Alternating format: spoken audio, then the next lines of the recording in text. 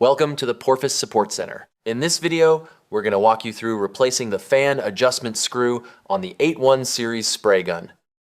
First, we will remove the original fan adjustment screw from the gun. Hold the fan adjustment knob steady and unscrew the center M4X10 screw counterclockwise. Use the wrench to unscrew the fan adjustment screw counterclockwise.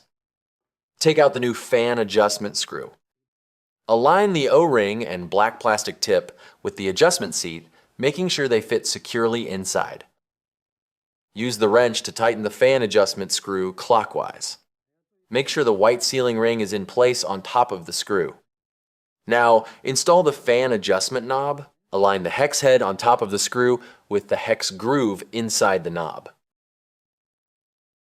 Place the knob over it, insert the M4X10 screw, and tighten it firmly clockwise. Rotate the knob back and forth. If it moves smoothly, you're all set.